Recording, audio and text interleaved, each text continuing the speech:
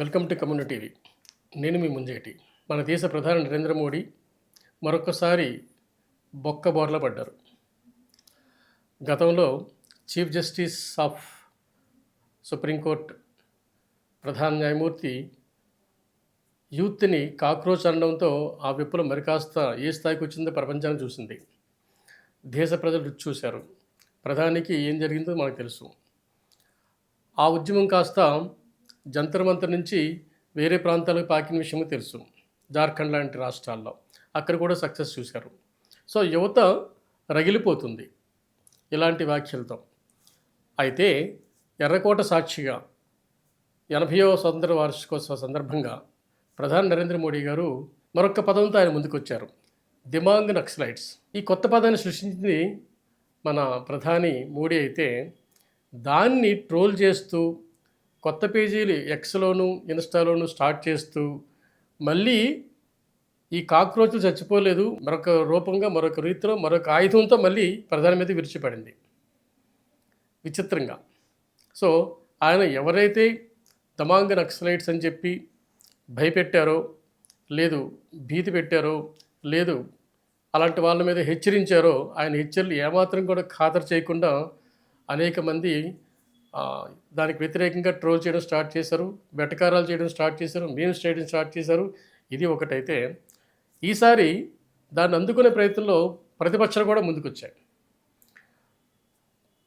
కాంగ్రెస్ పార్టీలో ఉద్దండుడు, ఆర్థిక మంత్రిగా చాలా కాలం పనిచేసిన ఒక సీనియర్ మోస్ట్ పొలిటీషియన్, దక్షిణాది రాష్ట్రానికి చెందిన చిదంబరం, ఎస్ నేను అలాంటి నాయకుడిని అన్నారు ఆయన.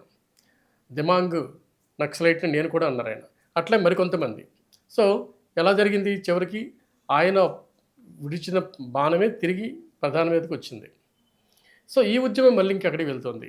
కాక్రోచ్ జనతా పార్టీ లాగా దిమాంగ్ నక్సలైట్ జనతా పార్టీ కూడా ఒకటి స్టార్ట్ అయ్యి అది కూడా ఉద్యమం వైపు వెళ్తూ మళ్ళీ దీని ఎఫెక్ట్ ప్రధానమంత్రికి ఏమైనా జరుగుతుందా, నష్టం జరుగుతుందా అంటే ఖచ్చితంగా నష్టం జరుగుతుందన్నది అందరికీ తెలిసిందే. అయితే ఇక్కడ ఒక ముఖ్యమైన పాయింట్ మనం గుర్తుపట్టుకోవాలి. అదేంటంటే ప్రధాని మోదీ ఏమన్నా సరే భయపడే ప్రజలు లేరు. ఇప్పుడు ప్రధాని మోడీ ఎటువంటి స్లోగన్స్ ఇచ్చినా సరే దాన్ని ట్రోల్ చేసే యూత్ తయారైంది. ప్రధాని మోదీ ఎట్లాంటి హెచ్చరికలు చేసినా సరే భరించే స్థాయిలో ఈరోజు భారత సమాజం లేదు. ఇది ప్రస్ఫుటమైంది. మీరు ఒక చిన్న ఎగ్జాంపుల్ మీకు ఇస్తాను మీకు అర్థం కావడం కోసం. అనేక రాష్ట్రాల్లో ప్రాంతీయ పార్టీలు అధికారంలోకి వచ్చినప్పుడు ఆ ప్రాంతీయ పార్టీ దుశ్చర్యలను తట్టుకోవడం కోసం అక్కడున్న అపోజిషన్ వాళ్ళు, అధికారంలో ఉన్న ప్రాంతీయ పార్టీ వాళ్ళు మమ్మల్ని ఏమైనా ఇబ్బంది పెడతారేమో, రాజకీయంగా మమ్మల్ని దెబ్బతీస్తారేమో, మనకున్న ఏదైనా అక్రమాల కేసుల్లో పెట్టి మమ్మల్ని ఇరికించి జైలు పంపిస్తారేమో అనుకున్న అనేక మంది భారతీయ జనతా పార్టీలో చేరిపోయారు.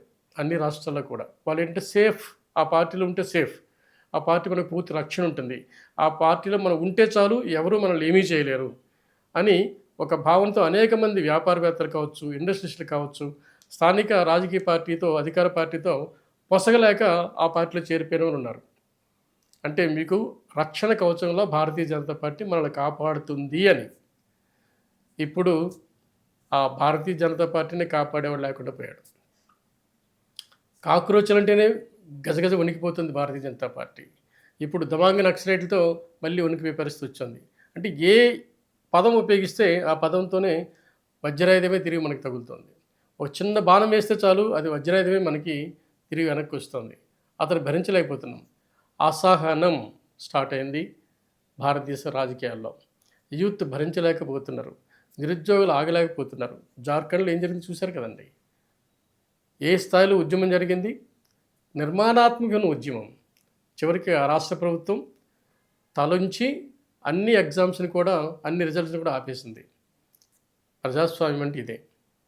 ఒక ప్రధానమంత్రి ఆలోచించాల్సింది ఏంటంటే, మీకు అర్బన్ నక్సలైట్ గురించి మాట్లాడుతున్నప్పుడు అర్బన్ నక్సలైట్లు మీద అనుకున్న కామెంట్ ఏంటంటే, కొంతమంది మేధావులు సమాజంలో ఉంటూ చీడ పురుగుల్లాగా తయారై సభ్య సమాజానికి ఇబ్బంది కలిగిస్తూ ఎక్కడో ఉన్న నేరస్తులైన నక్సలైట్లకి మీకు వాళ్ళకి ఆత్మధైర్యాన్ని ఇస్తడం, లేదంటే వాళ్ళకి మనోధైర్యాన్ని ఇవ్వడం, వాళ్ళకి సంకల్ప బలాన్ని ఇవ్వడం, ఒక మానసిక ధైర్యాన్ని ఇస్తూ ప్రజాస్వామ్య ప్రభుత్వాల మీద ఉసుగొల్పే, ఉరుగొల్పే యుద్ధాల్లా తయారు చేసేదానికి తయారవుతున్నారు వీళ్ళు అని ప్రధానమంత్రికి ఉన్న ఆరోపణ.